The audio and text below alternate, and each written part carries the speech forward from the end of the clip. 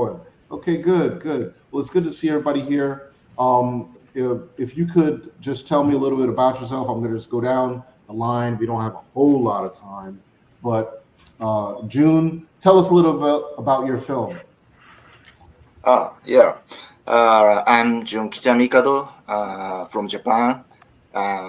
My movie name is Reunion to Genesis.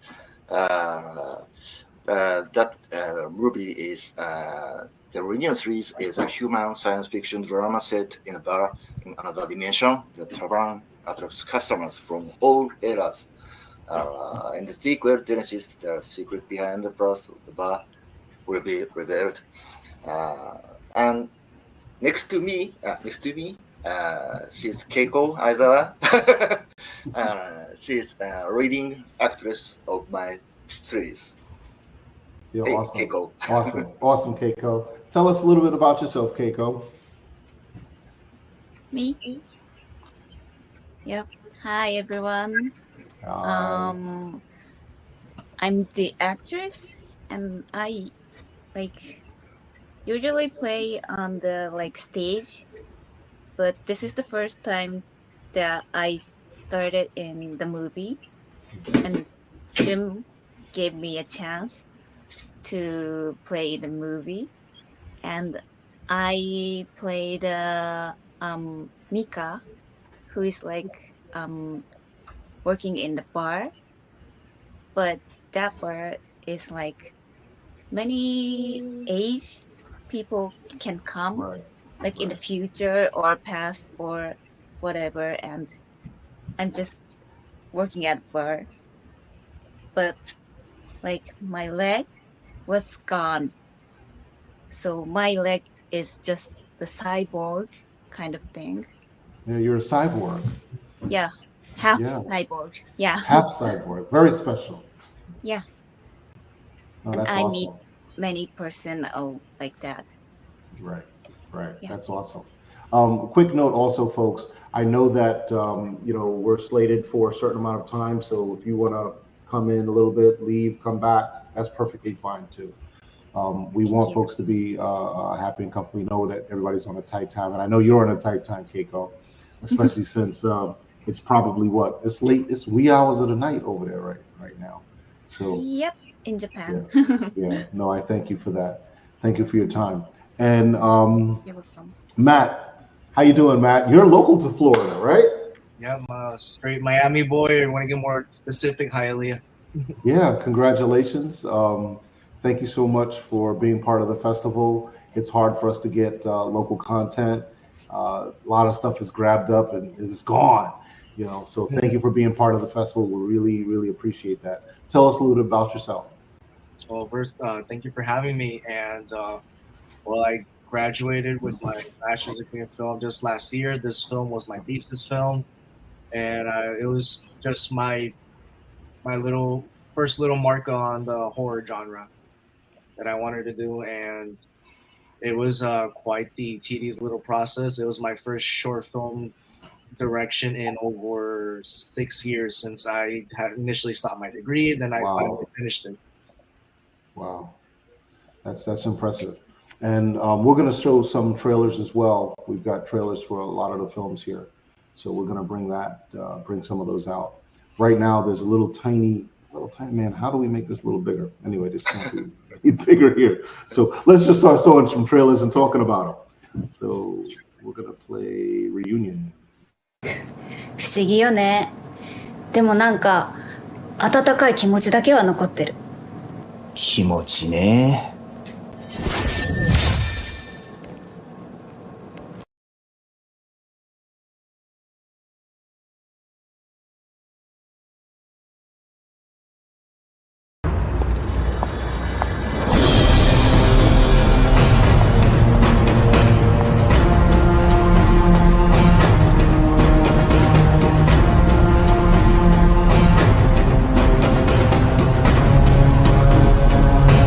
その箱には世界を創生するほどのエネルギーが詰まっている。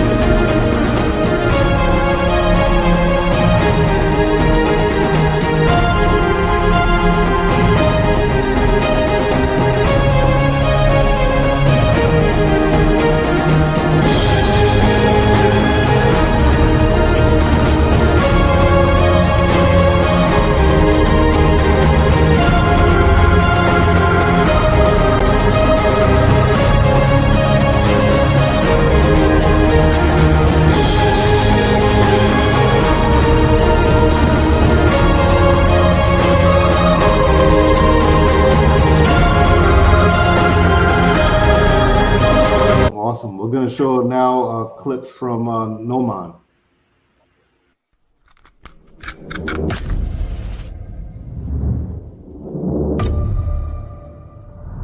Like any summoning ritual, the rules are simple. At 3 a.m., light 5 candles, forming a pentagram. Once you do, take a deep breath. And when you're ready, repeat their name 3 times.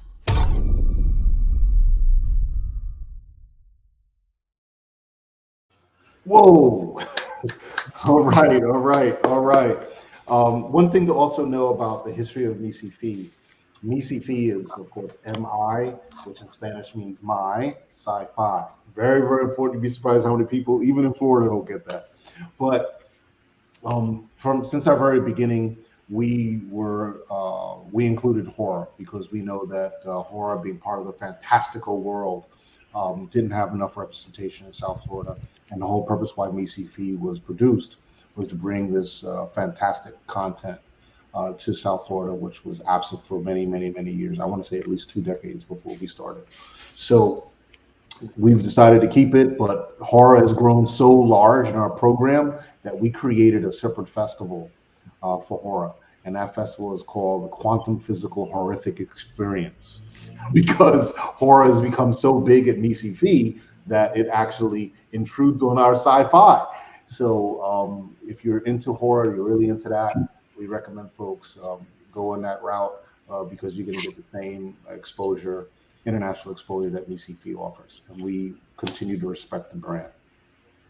Moving on down the pipe, we've got Derek Rommel. How you doing, Derek? Oh, just peachy keen. Can't complain. Okay, great. Can you tell us a little bit about where you're from and a little bit about Tu'er? Yeah, so I'm from Salt Lake City, Utah. I live right up nestled against the Rocky Mountains. And long story short, I was a few years ago accepted to film school at Chapman University, where the Duffer Brothers came out of. And I kind of waited around in my mind and I said, I think I'm just going to take the money I would have gotten to get a film degree and go make a short concept. And so I raised $50,000 on Kickstarter and shot To Air, which is our little sci-fi piece in Utah and the Oregon coast in the Northwest U.S. Yeah. The film was shot in Oregon, yes? You said that? Yeah, Oregon and Salt Lake City proper, both locations. Wow. Yeah, it's a really good film. It's done very well, and I'm going to make it a little bit larger here if I can do that. I don't want to break anything. But see here, folks, you can see To Air. It's a really nice film. I'm going to bring up some more of your slides. I'm quite impressed with this. So but while we wait for that, tell me a little more about what you have going on, TL Westgate. Me, I'm just glad to be back again. Unfortunately, I got home from a trip to Europe and Africa on the Saturday of your festival, so I couldn't make it this year. So I'm really glad to be here on the video with you. Man, what an excuse. Sorry. TL Westgate is a phenomenon by himself. He has he's been in the festival every year since we've started this. So I got to come up with another film for you for next year. I don't know. All I can tell you, folks, is that TL Westgate, and I want to say it's part of your success has to do with a 48-hour film festival that's over there. I do a lot of those, yeah, not always. The one that you played this year that got in for this cycle was not a 48, but I do that every year. And if it turns out good enough, we like to float that out to other festivals. And like I said, I wish I could be there because I tell people I make films to support my travel habit. So I always like to just go to festivals and hang out. And it's good to see all you people here today. No, that's great. The one thing I wanted to, what I really want to share with folks is that 48-hour contests, what they do is they force you to use every bit of resources that you have because you're on this incredible time constraint. And as a result of that, you have to tell a story, and you have to tell a concise story. And if you're not a winner, if you don't make it into that festival, it's because you didn't complete all of those essential ingredients into making a good film. So whoever has the siren, please tell me what city you're in so we know to be careful over there. But so it's really important that you're able to achieve that. So when folks go through that iteration process of a 48-hour, they're learning, here's the important part, they're learning the recipe for making a good film. That's what that means. So in that short amount of time, that film, those films are what, about 7 minutes long? Yeah, the requirement is you have to make a film that's 4 to 7 minutes long in 48 hours. Right there, that is one of the secret recipes to getting your film into a film festival. Short, you tell the story, it's so small, the programmer can't resist it. They can't resist it. That's well put. I mean, I remember it was one of your early festivals. I was there on a panel, and some woman asked, she said, all I can do is write feature-length scripts. I don't know how to write a short film. And I said, well, a short film is really just the end of the feature. If you can get your audience up to speed on the characters and just have an ending, make the short film a resolution to a feature, that's success. There you go. There you go. So congratulations again on that. This is your 11th season with us. Next we have John Kendall. Hi. How you doing, John? I'm doing good. And you're coming to us from Alaska. That's like amazing. That's as far as Japan, man. Well, I am from Alaska, and I shot my film in Alaska, but I am coming to you from Atlanta, Georgia right now. Oh, awesome. Look at that. Look at that. Okay, great. Can we show your trailer? Yeah, please. Okay, here we go.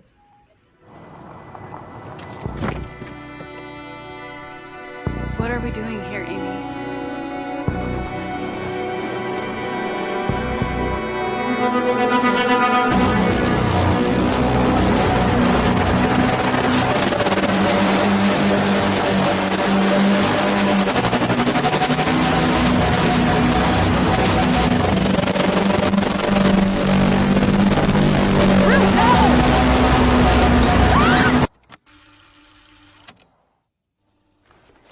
What are we doing here, Amy?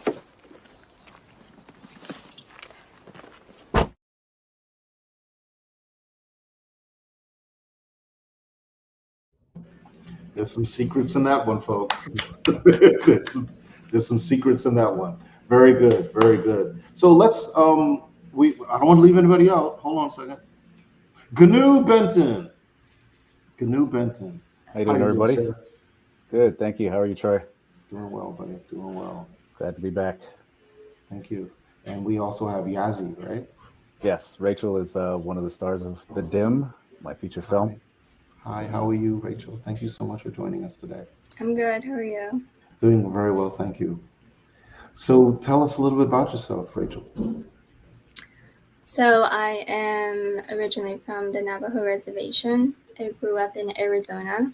I moved out to New York City in 2017 because I got accepted to a film school for acting for film and TV. So that's how my journey started with acting. And from there, I just had to, do my thing with trying to go out there. And I ran into GNU, and that's how I'm in The Dim. I play Lisa, who is Troy's girlfriend, and it's just a lot of craziness that goes along with being with him, and I had to do what I can. Yes. I enjoyed your performance.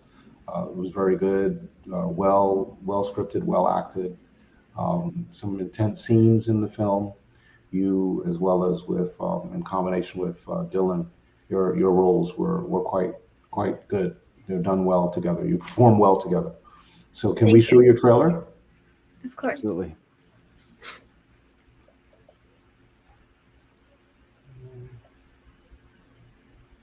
Let's see here.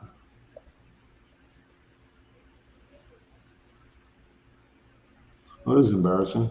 Hold on. All right. So I'd like for you all to think about, while we load up the trailer, I'd like for you to think about what were some of the challenges in producing your films. 1 second.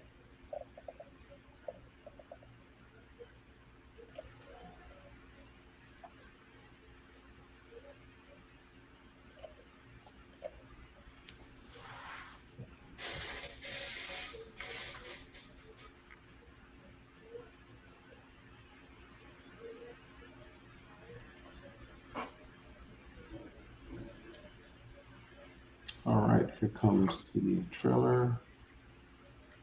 So starting with you, June, what were some of your challenges? Me? Yeah.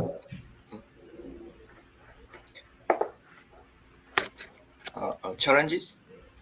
Yeah, what was difficult? What was the most difficult part of producing the film? Yeah. Yes. It was difficult to work on advertising production during the daytime, while also working on film production on weekends and nights. It was very hard days. Yeah. Yeah, but I was able to truly complete the film, which made me very proud. I also think that it surprised and influenced my friends in some way. Yeah. And Gnu, since we're still on you here, what were some of the more challenging components? I think one of the biggest challenges basically was just coordination of time, since it was a very independent made film.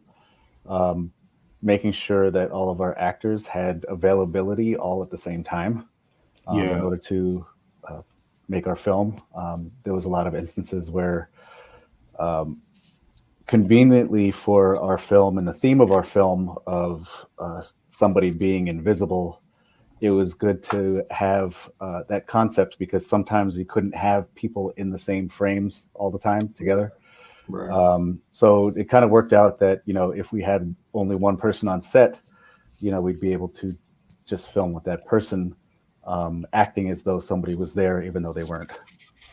Wow, that's pretty tough. And I think I mentioned previously in another moment that theatrical actors are really good at that. They're trained to have to imagine all of the stuff around them. And now, of course, with visual effects and being around in just about all the films out there, people have to kind of train themselves to do that, or be told, hey, there's supposed to be a city over there that you're looking at, that kind of thing. Yeah, and I think that in the process of this film, that the actors that came on board, like Rachel, we became friends. So the more we began to shoot, the more comfortable they got, and of course, we're able to just be all in, and be there for me as a director, as an artist, to be able to give me what it is that I needed. You know what I mean? Yeah. Can we show your trailer right now? Yep. Okay, great.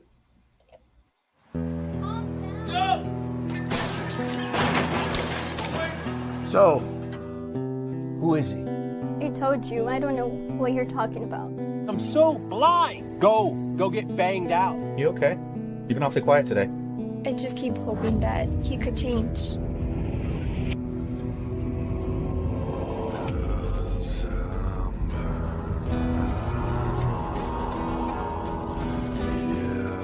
Come on, Troy. A cube? You sure about this? Yeah.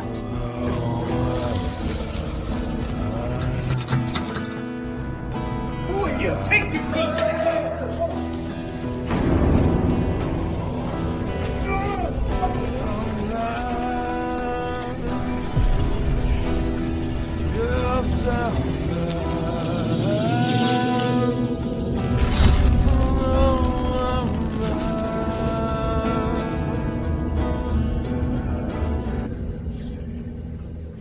Yeah.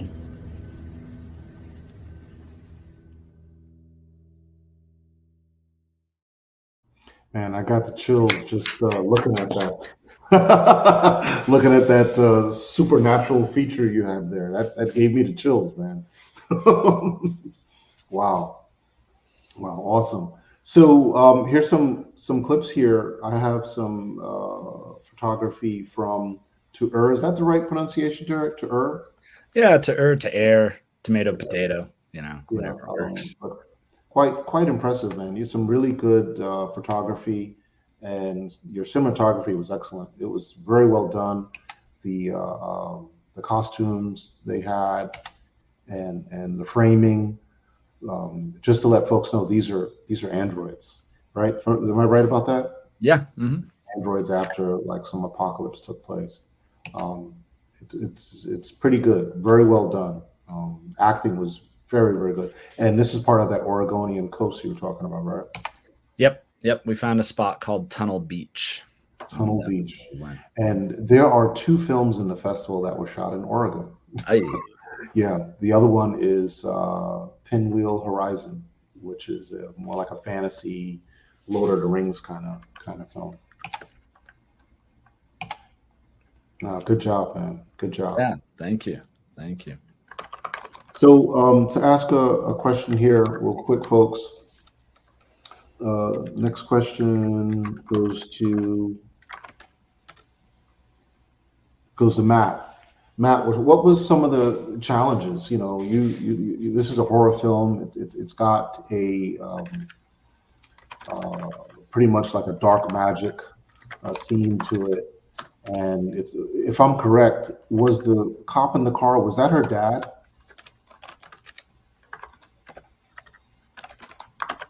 Is Matt still there? Sorry, I was still muted. Yes, that's her dad. That is her dad. Oh man, that's awesome. So that really adds more depth to the story, because when you see it, he's like kind of like, what's going on? What is this? Whatever. I told you, and that it opens it up to what else is going on. So what was probably the most challenging thing that you had to go through in producing your short? I'd say right before filming started, we were having some location issues, and one of the ones for the exterior scenes, the owner told us no, due to personal reasons. So we had to scramble to find another exterior location. And the original interior, we had to scramble another one for that, since it was initially going to be in my uncle's house. But he's kind of religious, and I don't think he would have liked us filming something very dark and satanic inside his home. So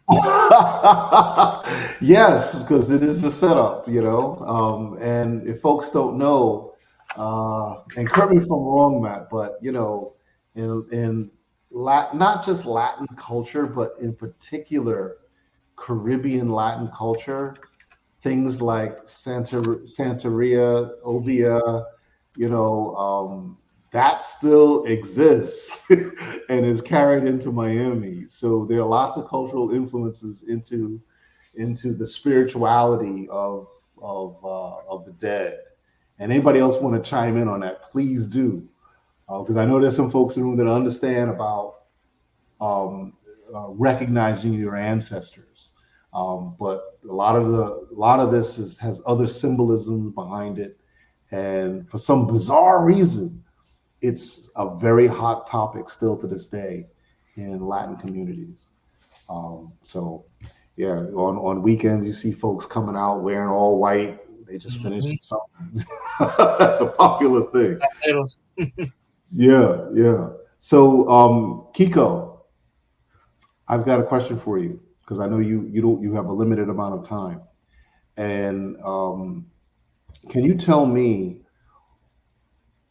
where do you see, can you share an unexpected or memorable moment that left a lasting impression on you in the production of this film, of your film?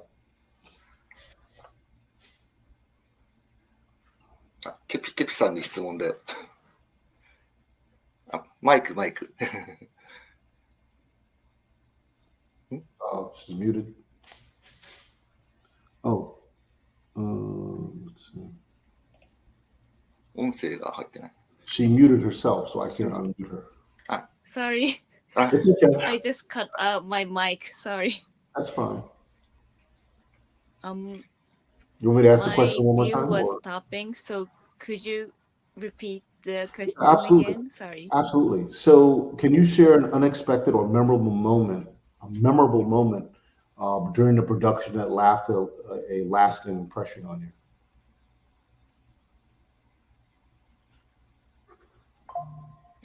She's freezing. What? Japan's supposed to have better internet than we do. Sorry.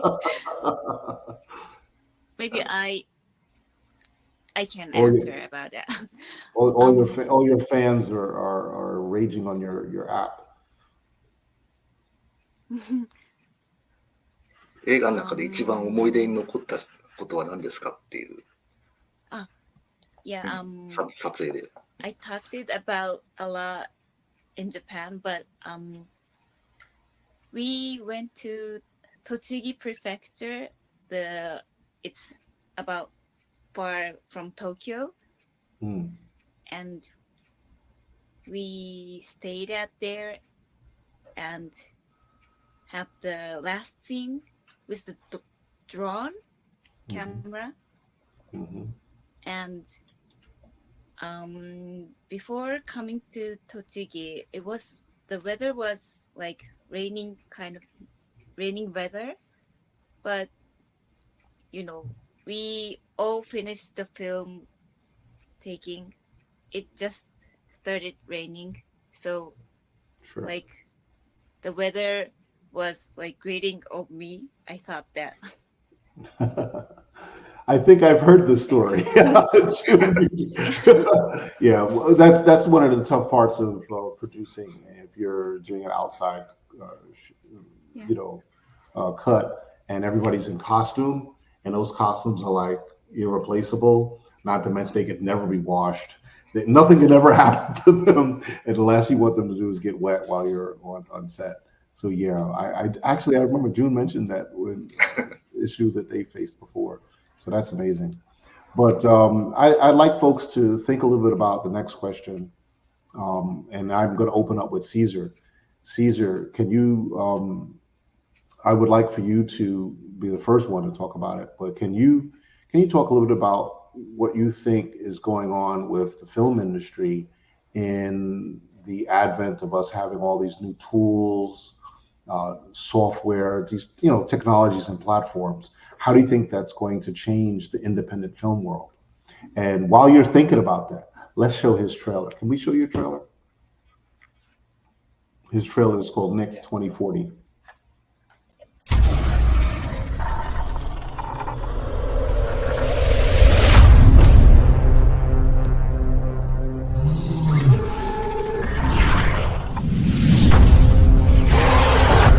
This isn't real. The death of General Michael Colt has sparked widespread concern due to the fact that it appears to be the first known case of a robot allegedly killing a human being. The causes of this tragic incident are still under investigation, but it has raised troubling questions about the potential danger of advanced artificial intelligence. We must take the risks posed by these machines seriously and prepare for a future where robots may not always act in our best interests. This incident should be a wake-up call for all of us to have us about the ethical and social implications of creating machines that can think and act like humans.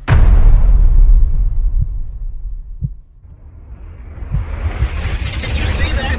Yes, it's a jumper. I guess they are attacking us. They are destroying everything. I need to get out of here.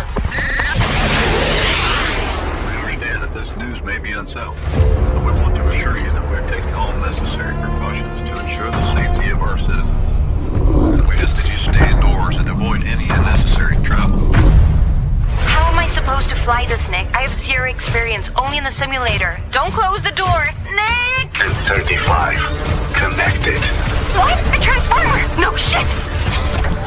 Nick, the exit! Can you open it? Nick! Nick!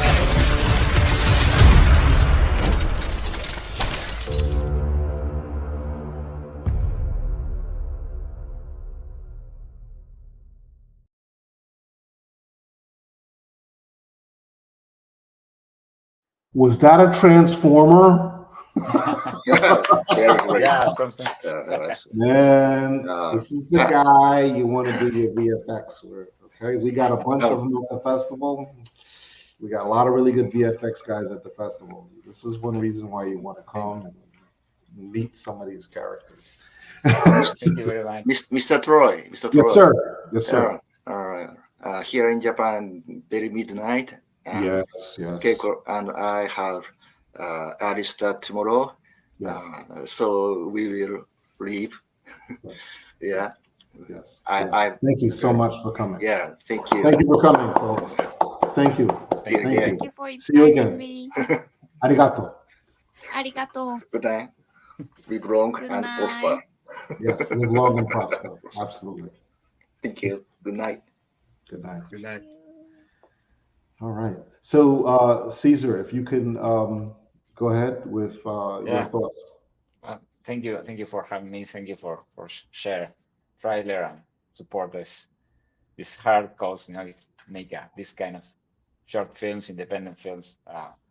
Yeah, I guess I think that the technology is came for a revolution now.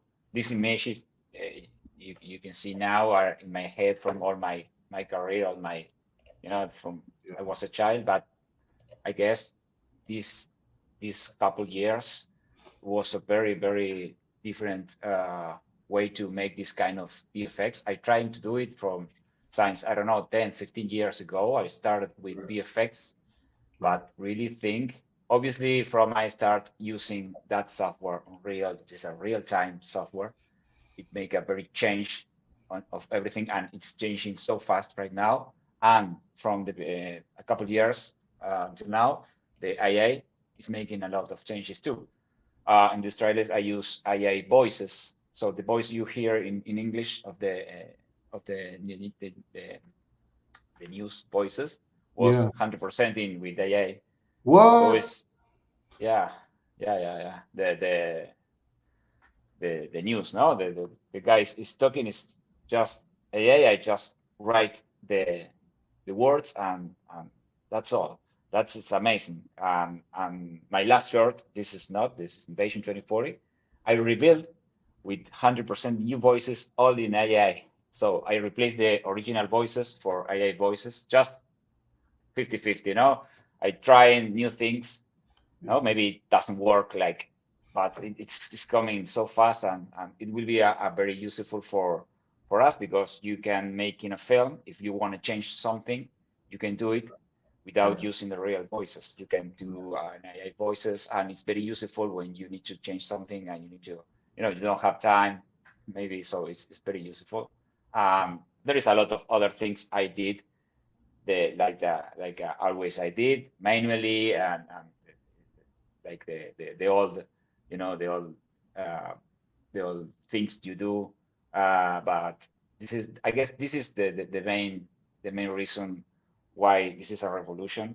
Is a mix between AI and the new software, hardware. I use just good computer, but it's not a supercomputer. Just it's a good computer, and these tools can make you make this kind of films. Yes. Una pregunta. I have a question for you. Regarding your computer, are you using computers with GPUs, or do you have the new computers that have the GPU capability in the chip?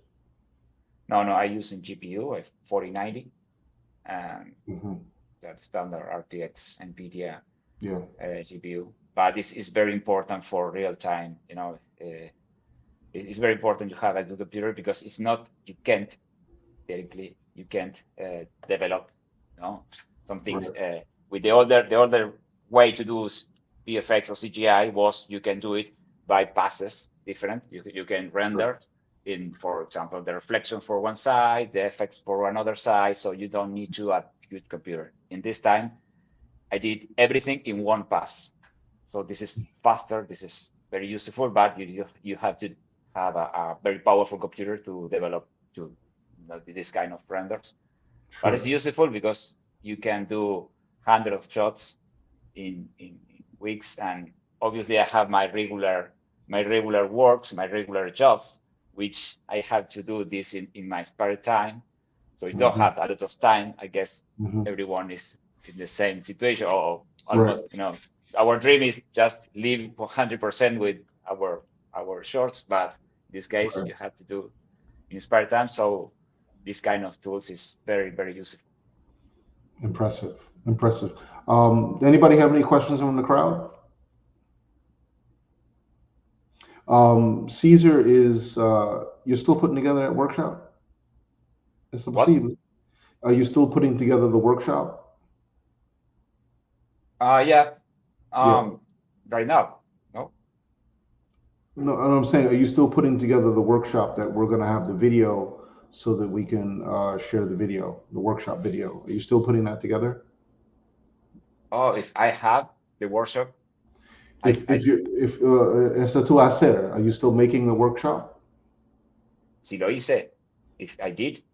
Yeah, yeah. We'll talk about it offline. But you were planning to do a little VFX workshop. Yes, Um, yes, yes, yeah. yes, yes, yes. Yeah, so that folks could see this and what it's designed to do. For filmmakers, it's designed for filmmakers. Says, hey, I need to have CGI, stuff. I need to have some sort of animations, computer graphics in my film, and I don't know how to do it myself. I can't do a good enough job. I got to hire a company to do this. So Caesar is putting together a small workshop of how you put this content, your ideas together, so that you can present that to a company like his or him, to get this done. Because that's one of the biggest challenges for a lot of people who make science fiction or these fantastical films. They don't know where to look, or they have no idea where to start. Or they can't do it themselves, or the movie takes an extra 2 years if they do it themselves. You don't want to be in that position. If you're a filmmaker and you really are all about making films, you want to make a film every year, minimum every year, if this is your life, if this is your business.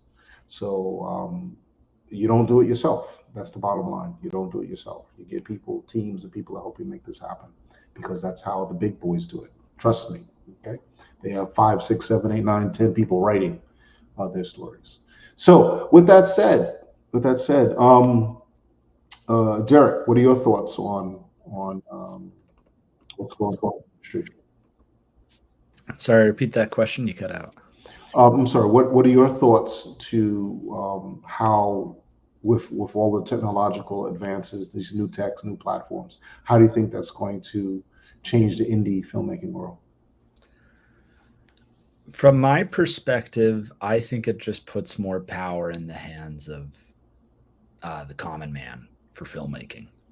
And so when you look at the developments with artificial intelligence, I pretty regularly use ChatGPT to filter my ideas, because I think what a lot of this artificial intelligence technology does is it like brings forward a very good basic version of things. Like there's one time where I fed ChatGPT, I was like, give me a Hallmarkian rom-com plot, top to bottom, and it like listed it out, no problem. Like two people meet, one of them's a backwoods country guy and the other one's a city girl, and it just didn't have a problem ripping that out.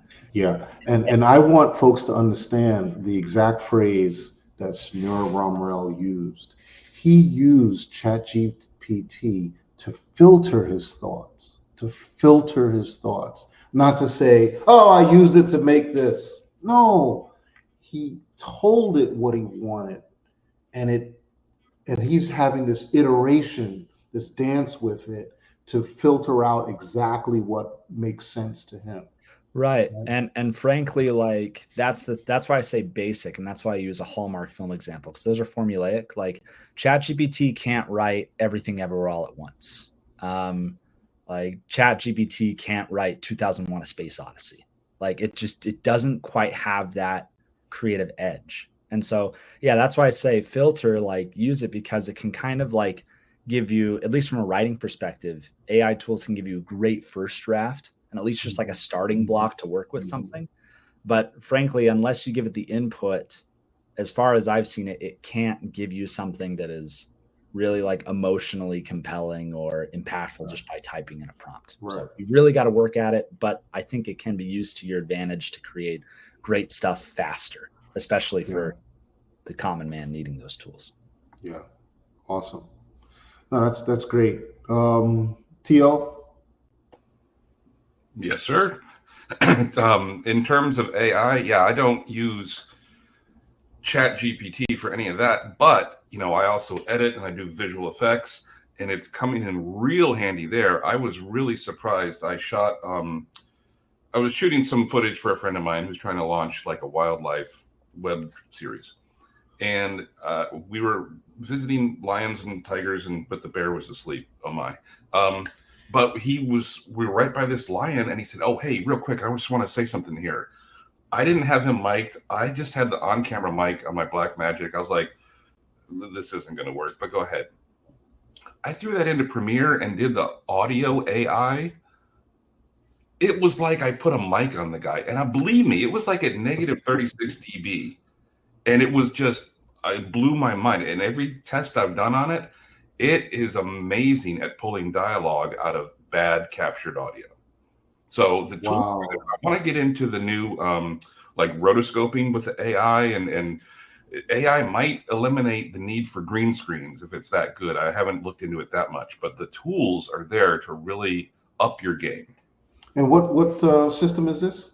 Which one did you call it? What did you call it? Well, it's I use PCs, but it's Adobe, the After Effects and Premiere. I haven't fiddled with Audition, but I'm sure that there's equally amazing AI enhancements there. So you're saying it's an AI plugin that's within Adobe's tool set? Yep, it's right there. There's a panel in Premiere that you click on called Essential Sound, and all of a sudden there's all these options, and you start playing with them, and you get amazing results. That's fantastic. Oh, it's incredible. That's fantastic. But then again, this is the conversation that we had last night. There was a real late night conversation on the Pacific Rim about AI tools and how AI, if you use it as designed as a tool to help us, we're getting all these wonderful benefits from it, opposed to how it's being vilified in media, social media. They're vilifying all of this stuff. But at the end of the day, it's a tool that can be used to help us in a myriad of ways, way more than we've ever used tools before. So at the end of the day, it's just how we use the technology. Either we want to make a Terminator, or we want to make a new puppy or something to help around the house. So my other question that I really want to pose with you guys, I'm going to hit you all with something really different now. You ready for it? I'm sitting down. So there's been a consensus, not a consensus, but I've been speaking with a lot of the filmmakers who wish they could have been in the festival, because there are a lot of films that didn't make it. About 20 films that were cut that really should have been part of the festival, but we just don't have the space.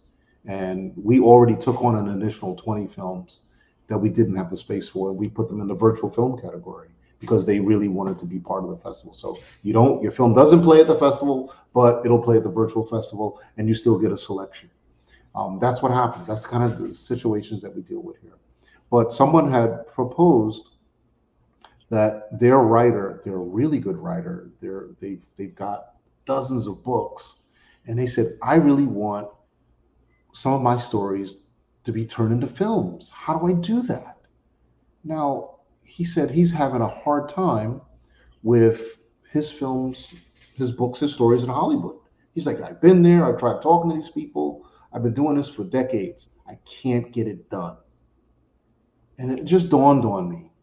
SciFi, at the end of the day, is a filmmakers festival. We get a lot of filmmakers that come to SciFi for whatever the various reasons are. And we get screenwriters that come to SciFi because of our screenplay competition. And I'm saying to myself, in the past, we had money people interested in the festival.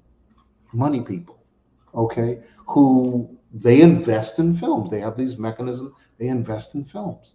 And I said, I wonder if we can get them to come back to SciFi. And I'm having this conversation with this particular individual who's a screenwriter.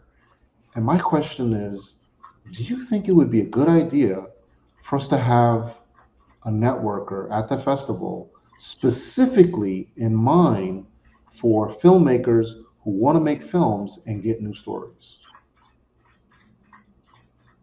That's my question to you all.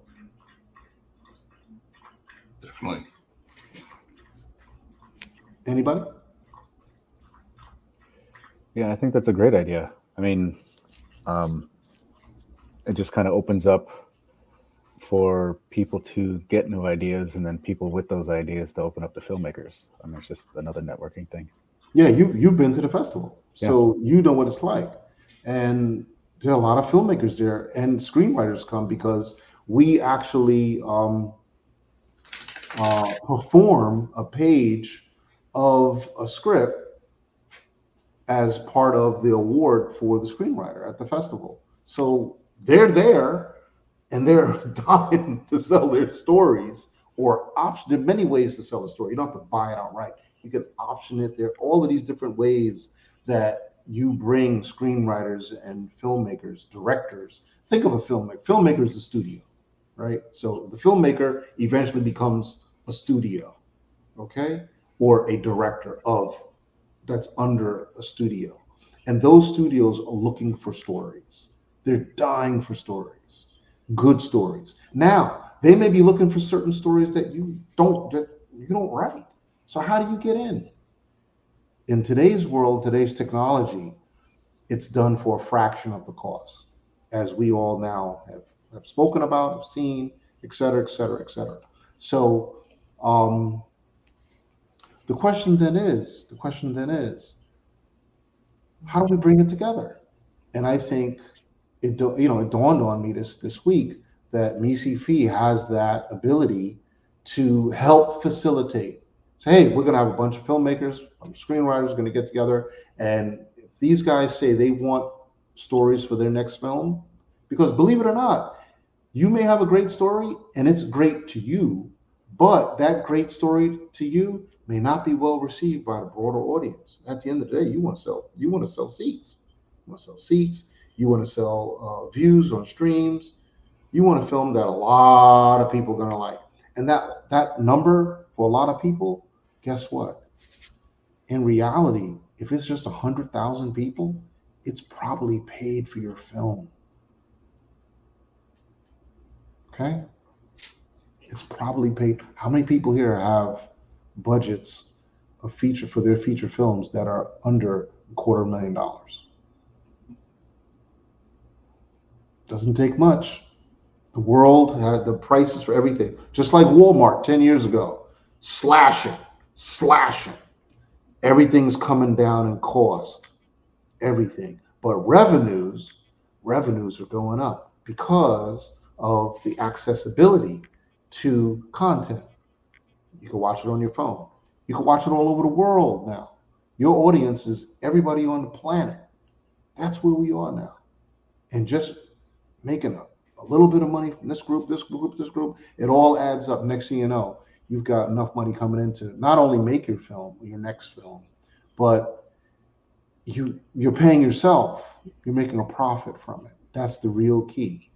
We've had filmmakers at MCFI that produce feature films for under $25,000, and they sold their movies and they've made more than their money back, way more than their money back, because they developed a recipe that works, utilizing the outdoors. I'm not going to keep talking about this because that's a separate talk by itself. But there are many, many ways to get this done, and the technology and the access to that technology, which is even more important, is driving the system. It's making things so crazy that you're finding companies that were laughed at are now the dominant companies on this earth. Tubi is one of them. Okay? People are like, what's this, free? Are you out of your mind? They're giving content away for free. They now dominate the marketplace. Okay? Just in a few years. So we're running real tight on time, so we got to do something real fun because I don't want to make this so dull. So Star Trek or Star Wars? Matt? Star Wars. Star Wars. Why? Why? Nostalgia, I guess you can say. It's It's what I grew up with. I didn't get into Star Trek until after the first movie with Chris Pine came out. Okay. So, what is your favorite Star Trek movie or series? Really, the most I've seen have been the movies. I haven't seen none of the shows. Maybe clips here and there of the original. Okay. If you were to ask my VFX guy for Noman, like he'll probably tell you everything there is to know about Star Trek. He's seen it all. You needed to bring him over here, but I should've. yeah, bring him on next time. But I highly recommend some of the series, in particular Andor. Anybody who's a filmmaker gotta see Andor. That just raised the bar so high. I don't know how they're gonna do better than that. Gnu. Star Wars simply for nostalgia. But just the first three, and some of the new stuff like Andor and Mandalorian. The first 2 seasons of Mandalorian. Yeah. Like I like that. I do like Star Trek for. Forgive me, but it feels a little more adult with themes and how it pursues certain things. You know what I mean? Mm-hmm. So that is refreshing when you watch Star Trek. Okay. Oh, Kristen. Oh, wow. Kristen Gentry just reached out to us. Somebody in here really put a social media out. Kristen Gentry. She runs Indigi PopX. That's the Indigenous Comic Con, which is one of the biggest things going in the middle of the U.S. right now. That's awesome that she's listening to us. Thank you so much, Kristen. We appreciate you. The next one is someone named Kelly Darlene Dennis. She liked TL Westgate's comments on AI tools. Awesome. Derek, Star Trek or Star Wars? So I would say Star Wars, and here's why. I don't want to sound like a wiener, but Picasso once said a great artist steal. And I think Star Wars is the best theft of Frank Herbert's Dune. that I think I've ever seen. And the reason I say that is because pretty much everything is stolen. If you look at the script for Alien, it was just Right. like the writer literally said, I stole from this sci-fi novel, I stole from this sci-fi novel. And like even Frank Herbert was stealing stuff from a princess of Mars, John Carter way back in the late 1800s. Yeah. I think Star Wars is the best steal in terms of sci-fi between the two. And I think because of that, that's why it's as lucrative and insane of a franchise as it is. But with that, I do have to go. I have to get my wife to work. So thanks, buddy. Thank you so much for joining us. We really appreciate you. Look forward to catching up again. Okay, we'll see you. All right. Caesar, Star Trek or Star Wars? Oh, I have to say Star Wars, but Star Trek is, I guess they use my first CG software to develop some, which is lightweight. So I have, but I prefer Star Wars. I don't have, so much, I'm not so fanatic of this, but I prefer Star Wars. Mm-hmm. Like, I don't know exactly why, but this is, I can say that Star Wars. Yeah. It's because of Robotech. Anyway. Yeah, Robotech can be. Right. From Instagram, we have the best Saturdays of our lives. It's saying Star Trek Classic and New World. That's the New World Star Trek, which is really, I think that's what he's talking about. It's really good as well. Okay, John, Star Trek or Star Wars? Star Wars. But I will say to piggyback off of the gentleman from Utah was saying, Star Wars doesn't just steal from other sci-fi; it steals from other genres in really effective ways. Lucas talked about how much he directly took from Kurosawa. Mm-hmm. I mean, the Jedi are very, very much samurai figures. Yes. And then I think that's what's really cool about what a lot of really great sci-fi can do is it can take from other genres. Blade Runner takes a lot from noir, and but I will say, when I was a kid, I did probably watch every episode of Next Generation, Deep Space Nine. So those hold a special place in my heart. I haven't really watched them since rewatched them as an adult, but I bet they hold up. Oh yeah, they do. There are people that are going crazy about them right now. And just for folks, if you don't know, Star Trek Deep Space Nine, how many years was that? 7 years? 7. 7 years of content. It's considered the best writing of Star Trek. It's considered the best writing of Star Trek. So it's definitely worth a rewatch. There's a big push to make it HD. So there's some HD episodes, I think, or clips out there now. But yeah, matter of fact, I think you can watch it on either Tubi or Pluto TV all day long. It has its own channel. So it's nuts. Do any of the Deep Space Nine characters factor into the new iterations of Star Trek, like the Chris Pine series? No.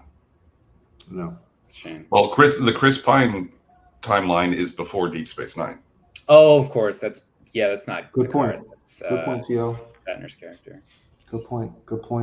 All I can tell you is that the Picard series that so many people were gassing out about, its third season was totally Next Generation. It created such a buzz.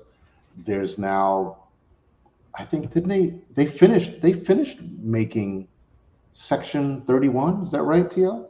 I've heard different things about that. I don't know if it's going to come to fruition or where it stands right now. But not only that, but there's a Worf. What's the name of 709? Yeah. Jerry Star Ryan. Trek Legacy. Yeah, Star Trek Legacy, which is 709 and Worf. I heard that's supposed to happen. And Picard's son. Look at that. This guy is wow. That's all I got to say. Thanks for Shatner. That's all I got to say. Thank you, Shatner. Thanks for really carrying the flag and pushing and staying alive. I'm a huge Trek fan, folks. Love Trek, but I absolutely love Star Wars as well. And to me, Andor totally blew it out of the water. That's why I was saying I highly, highly recommend every filmmaker, every sci-fi filmmaker watch Andor. It's the epitome. It's the very best of Star Wars. It doesn't get better than that. So with that said, folks, that's it for us. Thank you so much. Thank you. You did a fabulous job. Thanks I hope to Troy. see you again real soon. And please share the content, the links for the festival, for the virtual festival. I know not everybody's film's in the festival. We honor those facts, but it's one of the ways that really gets your work seen and keeps us going. So, and if you're in Florida, please come to the festival. Please hang out with us. Please break bread with us. Bring all of your friends, especially when it's free, when we do those things. So it's a wonderful experience. You get to meet a bunch of filmmakers from all over the planet, and you never know where that's going to go. You may end up making you might end up making a film that makes millions of dollars. Trust me, it can happen. We're at that timeline where it can happen. You're living in the very best days. And I think a new golden age of science fiction where it can happen. All the best to everybody. Thank you for being with us, and see you again. We're checking out. Bye-bye.